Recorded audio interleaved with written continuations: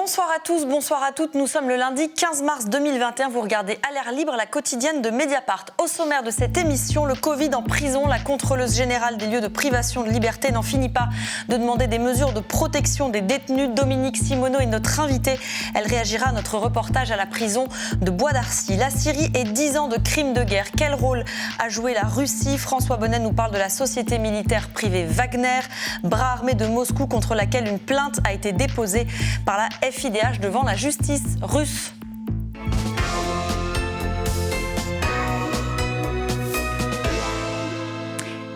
Ils sont ceux auxquels on ne pense pas en priorité en cette période de pandémie, les détenus des prisons françaises. Comment vivent-ils cette période? Quel impact cela a-t-il sur eux? Pour en discuter, Dominique Simoneau, bonsoir. Bonsoir.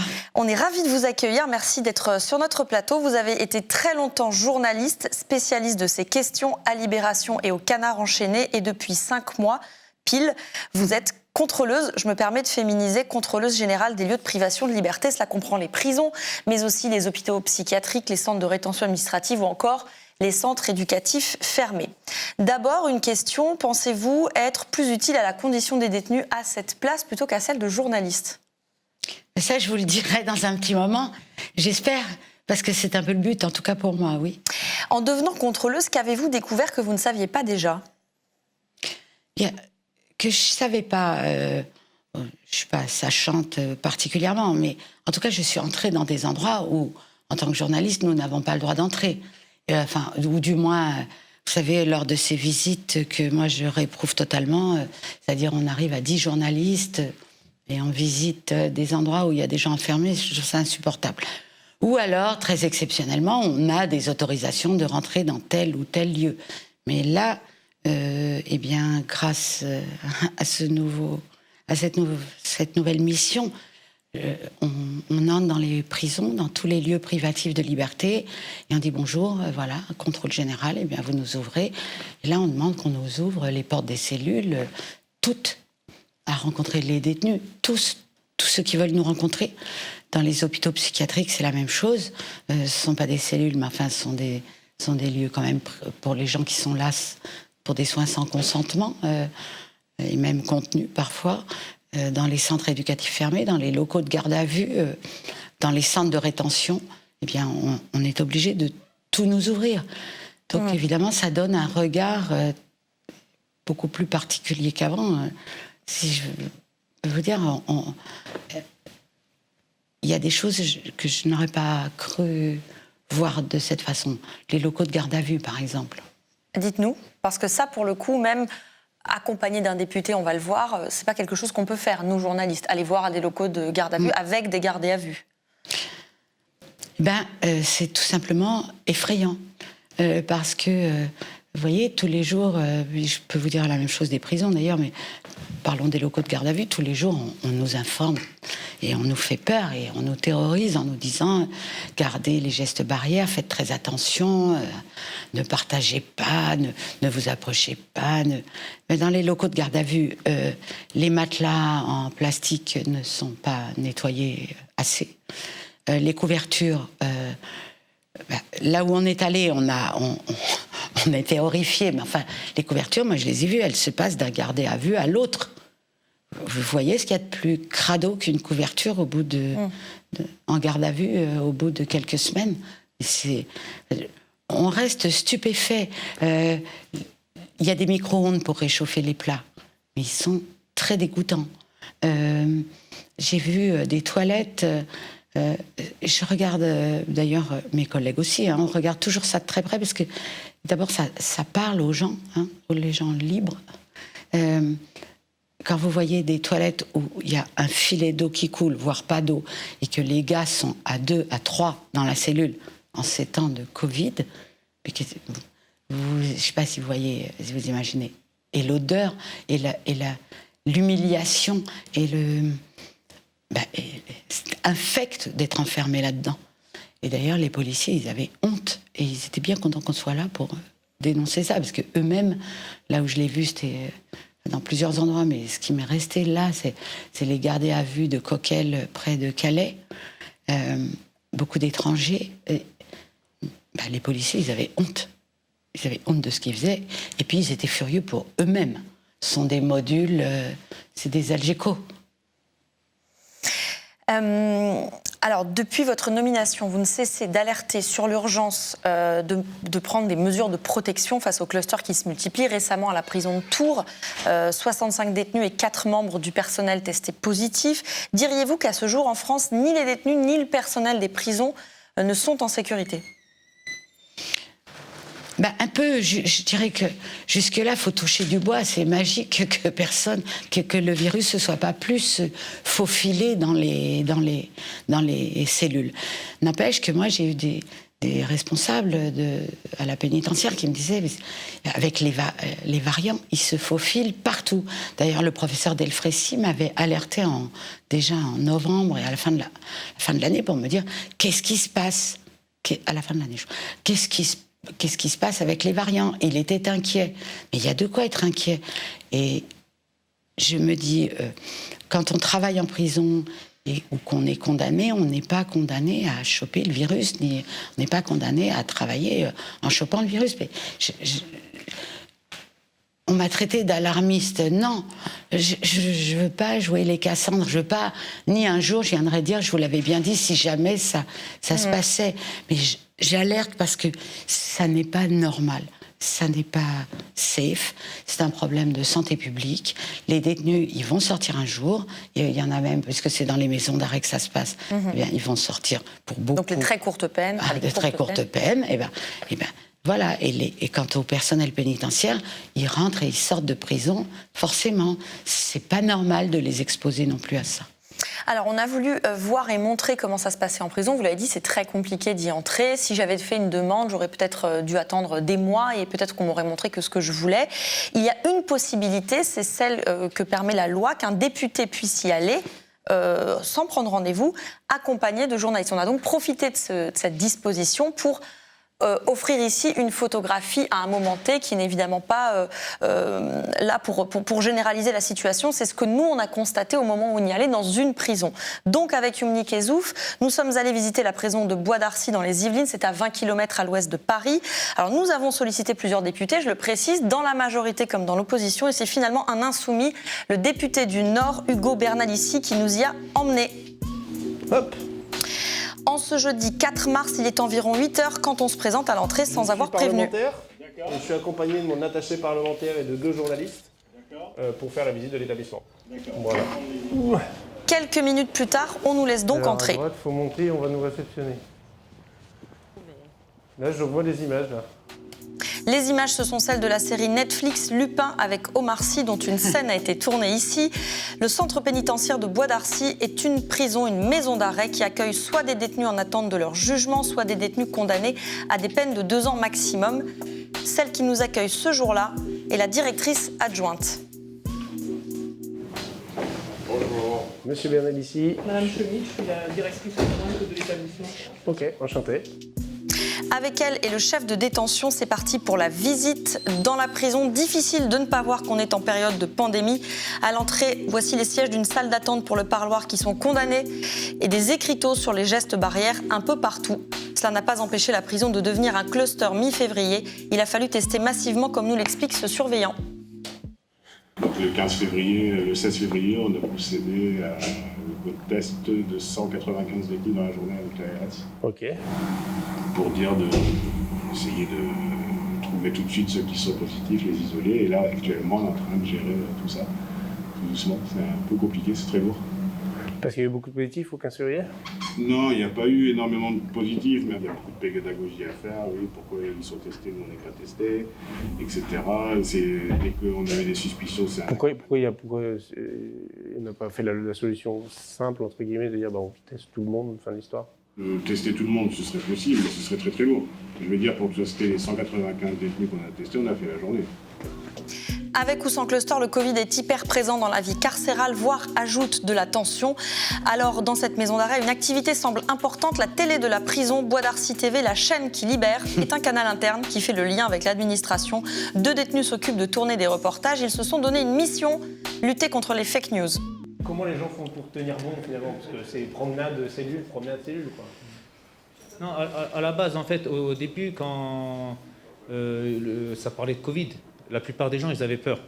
Et à un moment donné, c'est vrai qu'il y avait pas mal de bruit de couloir. Les gens ils disaient ouais, ça va confiner, on va plus voir nos familles, on va plus voir ça. Et c'est vrai qu'à la base, au début, ils avaient un peu peur. Et au fur et à mesure, ils ont vu que ça se passait bien.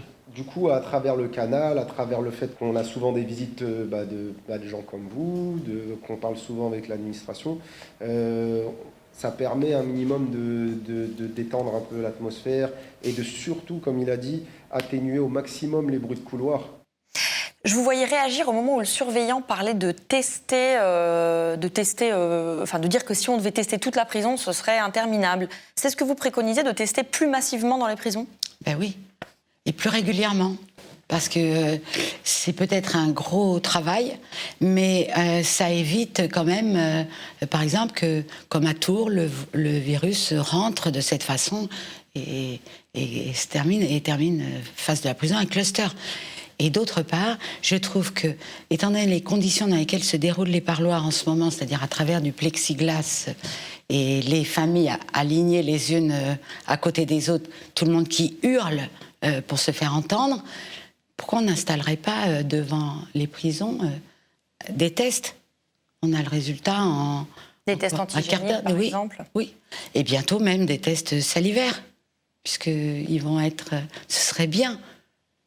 Ce serait simple. Et utile. Oui. Alors, au final, je précise que 10 détenus ont été testés positifs dans cette journée de tests. Ça a suffi pour perturber leur incarcération.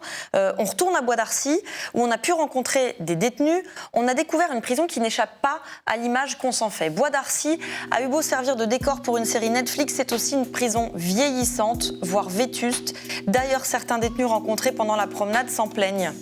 Pendant au moins 1 mois, 2 mois, on n'avait pas le droit de thermoplongeur. Il n'y a pas de plaque. La chauffe, c'est interdit. La chauffe, c'est interdit. Ça veut dire qu'on fait comment ? Quand on questionne la directrice adjointe à ce sujet, voici sa réponse. Pourquoi il n'y a pas de plaque en cellule ? On a des travaux sur le réseau électrique actuellement, c'est pour ça. On a été obligé de limiter certains éléments électriques à cause du réseau qui est en cours de travaux actuellement, en cours de rénovation sur toute la structure. Donc il n'est pas aux normes ? Parce qu'effectivement, il n'arrive pas à absorber, il n'est pas aux normes, il n'arrive pas à absorber pour l'instant tous les dispositifs électriques de la structure. Pas aux normes et surpeuplé, Bois d'Arcy, 824 détenus y sont écroués alors qu'il n'y a que 564 places. Concrètement, ça veut dire que 2 détenus se partagent une cellule de 9 mètres carrés, comme ici par exemple où se trouve un condamné de 26 ans. La pièce est remplie à ras-bord. Vu le contexte, cette promiscuité l'inquiète. Les conditions sanitaires, elles nous rendent fous un peu. Ça vous stresse, les conditions sanitaires ? Un peu. En plus, là, maintenant, il y a des cas contacts, là. Mais le plus dur pour lui, c'est qu'il n'y a plus d'activité. Déjà, il y a juste le sport, un truc tout bête, le sport. Ça permet de nous évader et tout, mais on ne peut plus le faire, on ne peut plus y aller. Et les cours aussi, il n'y a plus de cours. Enfin, plusieurs activités ont été supprimées à cause de... Vous ne faites plus, vous ? J'allais au sport. Là, maintenant, je ne peux plus y aller. Je suivais des cours d'histoire. Ils les ont arrêtés. Ils les ont arrêtés ou ils vous font un peu en mode en distanciel avec Non, des... en fait, à cause de la crise sanitaire, ils laissent... C'est juste arrêté. Ouais, ça a arrêté, quoi. Ça a arrêté tout court. Un bâtiment plus loin, autre cellule, même frustration. Ce détenu, lui, ne peut plus travailler. Oui, là, les ateliers sont stoppés, en fait. Donc, on se retrouve en cellule et c'est plus difficile à vivre, quoi, le fait de l'inactivité, quoi. Ça nous apporte beaucoup, ces ateliers, au niveau occupation et intéressement. Son co-détenu, lui, s'occupe de la bibliothèque et comme elle est fermée, une solution de secours a été trouvée. Mais là, la direction a mis en place un système où en fait on va porter les livres directement aux détenus dans les cellules. Et moi, à la bibliothèque, je prépare ces commandes et je les distribue du lundi au mercredi, en fonction des étages. C'est un peu du click and collect, quoi. Voilà. Si vous voulez, il y a quand même le phénomène d'ennui. Donc la bibliothèque, c'est quand même un élément important pour les gens ici. L'ennui, comme il dit, il est derrière chaque porte de cellule, comme chez cet autre détenu. C'était beaucoup bloqué, il n'y avait pas de sport, il n'y avait rien. C'était bloqué, c'était la galère, un peu. Ouais. Vous faisiez beaucoup de sport, les deux ? Oui. Et à part le sport, il y a d'autres activités culturelles, je sais pas moi, des trucs de mais théâtre, tout était bloqué parce que les intervenants, ils ne pouvaient pas venir en prison. Mais ils peuvent toujours tout pas, était bloqué, ils peuvent toujours pas. Preuve de la surpopulation, ce détenu, qui est ici depuis 50 mois, ne devrait pas être en maison d'arrêt puisque sa peine est supérieure à 2 ans. Moi, j'attends d'être transféré. J'attends toujours, je ne suis pas transféré. Oui, parce que Compliqué, vous, ça fait un bout de temps que vous êtes là, normalement, vous ne devriez pas être là. Quoi. Ouais, je ne devrais pas être là. Vous devriez en établissement pour peine, en centre En de CD, détention. ouais, centre de détention. Et pour vous, par contre... Moi, j'attends, j'ai fait une demande d'aménagement. Après, j'attends, je peux que attendre. Là. Ouais, bien sûr. Bien sûr. J'attends, j'aurai un travail, tout ça. Mais pour préparer l'aménagement, c'est quand même compliqué, du coup, de ne pas faire valoir, d'avoir des activités, faire voilà. des trucs. C'est un peu plus compliqué, ouais. Ça bloque. C'est compliqué. Pour les formations aussi, c'est compliqué. Par exemple, ce détenu s'est inscrit, mais il doit attendre. Formation, c'est ça? Des commencer une formation en fin du mois, mais ça a été repoussé. Et vous savez quand est-ce qu'elle commencera? Fin mai. Donc ça, c'est à cause du Covid. Je pense bien. Et comment vous vivez cette période? Ça va, hein, on s'habitue. Il n'y a pas le choix de toute façon. Presque tous les détenus que nous avons rencontrés voient leur incarcération impactée par le Covid et surtout leur sortie, ce que nous confirme la directrice du service de probation et d'insertion. Depuis le mois d'octobre, toutes nos permanences partenariales sont suspendues. Donc là, on est en train de mettre en place des permanences téléphoniques pour essayer d'avoir un palliatif entre les deux. Le Covid, ça a compliqué un peu, beaucoup, l'insertion. Je pense qu'ils peuvent le dire. Beaucoup, ouais, beaucoup. Parce que les partenaires ne peuvent pas venir en détention, tout simplement. Alors, pour résumer, à part se promener 2 fois par jour, à part faire une formation espace vert qui est possible parce qu'elle est en extérieur, il n'y a pas grand-chose que ces détenus puissent faire. Par exemple, dans cette prison, il n'y a plus d'école depuis 6 mois, depuis le mois de novembre. Comment est-ce que ça, c'est possible? C'est possible. Est-ce qu'on n'en a rien à faire des détenus en France? C'est à se demander, vous me posez la question, je vous la retourne parce que moi, j'en ai beaucoup à faire. J'ai l'impression que par vous aussi.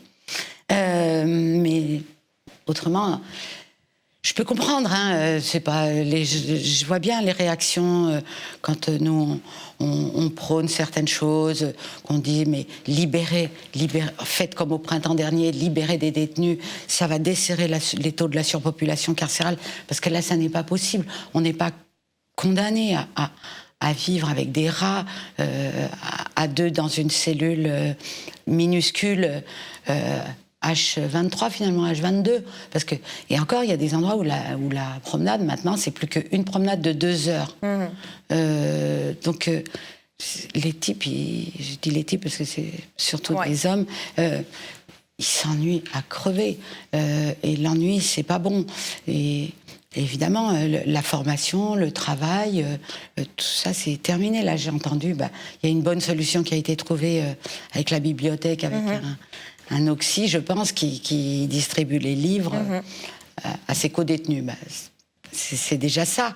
Enfin, il faut s'imaginer ce que c'est. Et comme, d'ailleurs, pour la plupart des détenus, c'est un peu cette vie-là qui se dessine même tout au long de l'année, parce que la formation, le travail, c'est très rare en détention. Là, ils sont 2 par cellule, ce qui est, si j'ose dire, presque raisonnable. Parfois, ils sont 3 et des détenus dorment par terre. Ils sont 846 dans ce cas aujourd'hui en France. C'est le chiffre qui est tout à fait officiel, qui a été donné par le garde des Sceaux récemment. Oui, il a même dit 849. 849, je me trompe sur le chiffre. Et d'ailleurs, depuis qu'il l'a dit, ça a dû augmenter. C'est ça qui Vos demandes de vider les prisons, elles sont entendues. Enfin, vider les prisons, alléger la surpopulation pour donc permettre aux courtes peines ou aux peines qui sont finissantes de sortir un peu plus tôt. C'est ce qui a été fait donc au moment de la première vague. Vous le redemandez maintenant. Est-ce que c'est entendu? Est-ce que vous avez pu le dire au garde des Sceaux, par exemple? Je lui ai écrit. Est-ce qu'il vous a répondu? 2 fois, oui, il m'a répondu. Et il vous a dit que? Que non. Pourquoi? Que tout allait bien, que tout n'allait pas très bien, mais que c'était pas la peine, qu'il ne l'envisageait pas. Je pense que, voilà, politiquement, ça doit pas être... Quel est votre levier, alors? Vous. Faire comprendre que c'est une solution bête, si vous voulez, parce qu'on l'a adopté au printemps. Est-ce que l'opinion publique s'est évanouie? Est-ce que les gens ont hurlé en disant non? Là, tous les jours, le Covid, c'est le sujet du jour. On est d'accord. Mais là, alors, c'est le sujet du jour aussi en prison. Il faut imaginer ce que ça doit être, l'angoisse de vivre là-dedans, à plusieurs dans la cellule, en se disant quand est-ce que je vais le choper à mon tour? Et quand est-ce que je vais le filer aux gens qui viennent me voir au parloir? Et quand est-ce que... à mes copains, à mes codétenus. Ça s'ajoute à... Je ne crois pas que c'était compris dans le deal, si je puis dire, de la condamnation. Le 31 octobre 2017, à Strasbourg, Emmanuel Macron avait dit ceci: « La France ne peut pas être fière des conditions dans lesquelles un certain nombre de personnes sont détenues sur son territoire du fait d'une surpopulation chronique. » Oui. Est-ce que, plus de 3 ans plus tard, 3 ans et demi plus tard, quelque chose s'est amélioré? Ben, pas du tout. Il l'a redit d'ailleurs en juin 2018 à l'École nationale de l'administration pénitentiaire. Il a fait un beau discours sur les alternatives à l'incarcération. Mais pourquoi on ne se saisit pas de ces alternatives? Pourquoi ça, et d'ailleurs, les magistrats devraient s'en saisir eux aussi, également, parce que ce sont quand même eux qui remplissent les prisons sans vouloir. Il y a les politiques qui sont responsables de lois qui s'empilent et qui alourdissent les peines de prison. Puis il y a les juges qui les prononcent. Pourquoi ils sont responsables, les juges aussi? Ben, oui, je crois. Les seuls qui ne sont pas vraiment responsables, c'est l'administration pénitentiaire, parce que eux, ils ne peuvent pas dire « Ah non, monsieur, désolé, mais il n'y a plus de place ». C'est complet. Ouais. Le garde des Sceaux a d'ailleurs fait une annonce qui aura d'une certaine manière peut-être une répercussion aussi sur la surpopulation carcérale, c'est la fin du crédit de réduction de peine automatique. Oui. Qu'en pensez-vous? J'en pense pas beaucoup de bien, mais je voudrais pas m'exprimer avant. Je voudrais voir le texte. On l'a pas vu finalement. Il l'a annoncé comme ça. Pour le moment... C'est une manière de dire c'est un peu trop facile qu'on réduise automatiquement la peine des détenus. Oui, il veut la subordonner à des efforts de travail, de formation et de soins. Mais comme il le sait parfaitement, je crois, c'est des denrées très rares en détention, le travail, la formation et les soins. Donc c'est un peu vache, je trouve, de le subordonner à quelque chose qui n'existe pas. C'est un peu... Enfin bon, voilà. Mais j'attends de voir le texte, j'espère qu'il n'ira pas dans ce sens. D'ailleurs, déjà, les juges d'application des peines ont fait savoir qu'ils étaient contre. Oui, parce qu'eux aussi vont devoir faire beaucoup de paperasse, si j'ai bien compris. C'est pas ça, c'est qu'ils trouvent que c'est un peu... Je ne vais pas dire bête, ce serait insultant, mais ils ne comprennent pas la logique. Autre texte qui est en discussion, c'est celui qui est au Sénat sur ce recours que la France doit permettre aux détenus, un recours que les détenus devraient pouvoir avoir pour protester contre des conditions de détention indignes. Le Conseil constitutionnel demandait au Parlement de s'en saisir avant le 1er mars. Bon, on est déjà très en retard. Ça faisait suite à une condamnation de la CEDH. Le recours tel qu'il est prévu, est-ce qu'il est conforme à vos attentes ? Non, il est temps de ça. Mais disons que c'est un pas. C'est un pas en avant. Vous devez vous satisfaire de ces pas.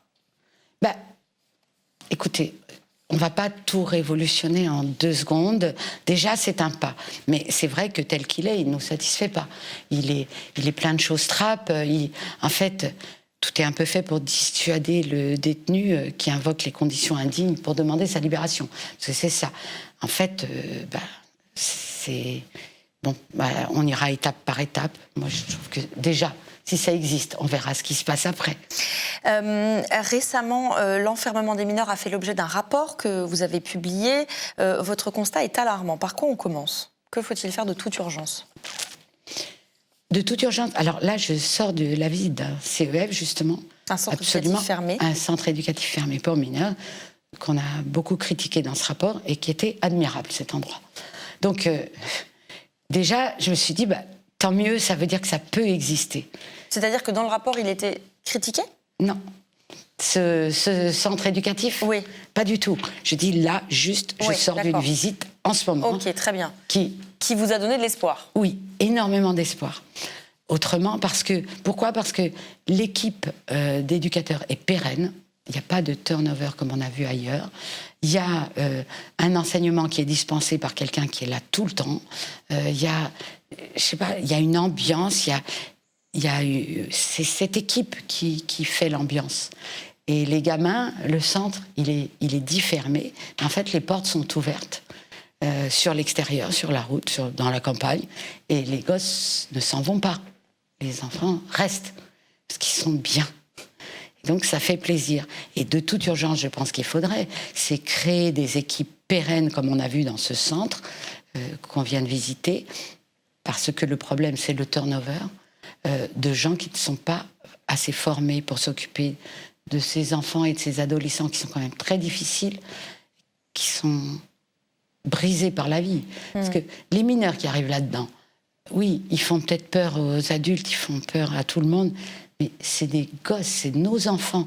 Et nos enfants, d'abord c'est notre avenir, et ces enfants, ils arrivent là, pas vraiment par hasard. Ils ont eu des accidents de la vie, tous plus horribles les uns que les autres. Et après, moi, je les ai retrouvés souvent quand j'étais journaliste dans les box des comparutions immédiates. Donc je vois très bien le parcours. Le cycle. Oui, infernal. Et c'est ça qu'il faut briser. À eux qui sont brisés. Moi, les enfants que j'ai vus dans ce centre que j'ai visité, c'est des enfants, je souhaite à personne d'avoir ce parcours de vie. Donc, il faut ces équipes pérennes avec des éducateurs chevronnés, des éducatrices chevronnées, et une directrice et un directeur, comme j'ai vu, qui font binôme et qui tiennent leur truc et qui y tiennent tellement. Et ils sont proches des enfants, et ils sont proches de leurs éducateurs, et ils sont proches de leurs enseignants. Et les enfants et adolescents, ils font de la cuisine, ils font des ateliers, Ils se reconstruisent. Oui, et ils construisent des trucs. Une dernière question. Qu'est-ce que vous voulez avoir accompli d'ici à la fin de votre mission pour vous dire « j'ai servi à quelque chose » ? Votre objectif, c'est quoi ? Bon, j'ai 2 objectifs. D'abord, c'est la surpopulation carcérale. Et c'est justement les centres éducatifs fermés, améliorer leur fonctionnement et voir améliorer la formation des éducateurs. Et voilà, qu'on mette le paquet sur la formation et l'enseignement pour des enfants qui sont notre avenir, qui sont nos enfants à tous. Et puis ensuite, continuer sur les hôpitaux psychiatriques. Enfin, j'aimerais tout réussir, mais bon. Ben vous pourrez sans doute. Quelqu'un d'autre. On vous le souhaite. J'aimerais beaucoup. On vous le souhaite. Merci Dominique Simoneau d'être passé par À l'air libre. À bientôt. Peut-être pour parler de vos réalisations. Tout de suite, la Syrie, 10 ans après sa révolution, avec François Bonnet de la rédaction. Salut François. Bonjour Valentine. Aujourd'hui, on parle de 10 ans de conflit en Syrie et plus particulièrement du rôle que joue la Russie sur place. 2 articles publiés ce matin, signés par Jean-Pierre Perrin et par toi, pointent plus particulièrement le rôle d'une société militaire privée, Wagner. Alors, je viens de dire société militaire privée, mais vu ce que tu écris, on est loin des sociétés militaires type Blackwater, qui ont pu officier en Irak. Oui, c'est très différent parce que les sociétés militaires privées, comme on les appelle, c'est-à-dire les sociétés de mercenaires, sont interdites officiellement en Russie. Et donc Wagner, en fait, travaille dans un espèce de brouillard juridique. La compagnie serait enregistrée en Argentine, mais on ne le sait pas vraiment. Et puis surtout, la vraie différence, c'est que Wagner fournit exclusivement des troupes combattantes. Ce sont en fait d'anciens soldats des unités d'élite de l'armée russe. Et c'est des soldats qui, très souvent, gravitent dans les milieux ultranationalistes. Donc, ils se battent pour l'argent. Ils sont payés en général 2 500 € par mois. Mais ils se battent aussi pour ce qu'ils appellent les intérêts de la mère patrie. Alors d'ailleurs, Wagner s'est constitué en 2014 à partir d'un groupe militaire qui s'appelait le Corps Slave, qui était dirigé par un type qui s'appelle Dimitri Outkin. Et ce Outkin ne cachait pas sa fascination pour Hitler, pour les nazis et pour le compositeur Wagner, d'où le nom du groupe Wagner. Donc il y a un lien. Et ce mercenaire a du reste été décoré au Kremlin en 2016 par Vladimir Poutine. Alors on peut voir un archétype de ces mercenaires Wagner, c'est cet homme dont on a une photo. Il s'appelle Alexei Naïnodine, il a fait d'abord les 2 guerres de Tchétchénie. Ensuite, il est allé combattre dans le Donbass, dans les régions séparatistes pro-russes de l'Ukraine. Et puis, il part pour la Syrie, où il est tué, du reste, début 2017. Et c'est donc cette société qui est accusée de crimes en Syrie. Alors oui, parce que les mercenaires Wagner sont déployés en Syrie à partir de 2015, aux côtés des forces du régime d'Assad et en coordination avec l'armée russe, pour combattre l'État islamique, pour reprendre des installations pétrolières ou gazières. On voit quelques images là qui ont été tournées du reste par la compagnie Wagner pour faire un peu sa propagande. On trouve cette vidéo sur son site. Et cette société privée est sans aucun doute liée au pouvoir russe. Alors, elle est sans aucun doute liée au pouvoir russe parce que le Kremlin continue à le nier, bien sûr, mais il y a de plus en plus de témoignages, des témoignages de mercenaires qui, sur les réseaux sociaux, communiquent avec leurs amis, avec leurs familles, racontent leurs opérations et racontent comment ces opérations se font en coordination avec l'armée russe. Et puis surtout, ce groupe Wagner est piloté par un homme très proche de Poutine, que Poutine a connu dans les années 90 à Saint-Pétersbourg, et qui s'appelle Evgeny Prigojine. Lui, c'est vraiment l'indice de... je dirais, de la proximité de Wagner, de Wagner oui, avec parce Moscou. que Prigojine, en fait, on l'a découvert en 2015. Tu nous en as déjà parlé ici. On en avait parlé, on avait publié une première enquête au sujet de la fameuse usine à trolls de Saint-Pétersbourg. C'est lui qui crée ce qui s'appelle Internet Research Agency, c'est-à-dire la ferme à trolls du Kremlin, qui va intervenir donc, dans la campagne présidentielle américaine de 2016 pour faire la campagne de Trump. Du reste, Prigojine est poursuivi, est inculpé par le procureur spécial Mueller, qui a été chargé de l'enquête aux États-Unis sur les ingérences russes pendant la campagne présidentielle, et il est sous le coup des sanctions américaines. Alors cette proximité, on la retrouve à plein d'étapes, et en particulier, il y a une vidéo de novembre 2018 qui nous montre Prigojine avec le ministre russe de la Défense, avec une délégation des plus hauts gradés de l'armée russe, qui reçoit... voilà la photo, qui reçoit le général libyen Khalifa Haftar, qui, à ce moment-là, cherche des renforts militaires pour essayer de prendre Tripoli. Et du reste, des mercenaires Wagner sont envoyés en Libye. Un rapport confidentiel de l'ONU révélé par Reuters explique qu'à un moment, ils ont été au moins 1200 mercenaires à combattre avec les troupes du général Haftar. Et ce qu'on comprend, c'est qu'évidemment, Wagner est une armée fantôme, c'est le bras armé du Kremlin pour des opérations que le Kremlin ne peut pas revendiquer directement. Et ces mercenaires sont aujourd'hui présents dans beaucoup de pays africains, en Centrafrique, au Mozambique, au Soudan, aussi à Madagascar. Et c'est cette société donc qui fait le voilà. plainte. Et l'important, c'est donc cette plainte et Mémorial, qui est déposée par la FIDH et l'association russe Mémorial, cette plainte déposée aujourd'hui, justement pour crime de guerre, puisqu'elle revient sur une affaire, une sorte de scène d'épouvante qui avait été révélée par un journal russe qui s'appelle Novaya Gazeta. C'est une série de vidéos qui montrait des mercenaires russes en Syrie torturer un Syrien, ils le décapitaient, ils lui coupaient les bras, il le pendait par les jambes, puis il le brûlait. Et sur ces vidéos, un homme au moins a pu être identifié avec certitude. C'est un ancien policier de Stavropol, une ville dans le sud de la Russie, mercenaire Wagner, et le frère de la victime, syrien lui aussi, qui a appris la mort de son frère 1 an plus tard seulement, a décidé de porter plainte. Et donc c'est cette plainte qui est portée devant la justice russe par la FIDH et Mémorial. Et c'est ce que raconte donc le papier de Jean-Pierre Perrin, à lire sur Mediapart, ainsi que le tien et d'autres papiers sur les 10 ans de cette guerre en Syrie. Merci François, tu restes avec moi pour le 24 heures. Le 24 heures.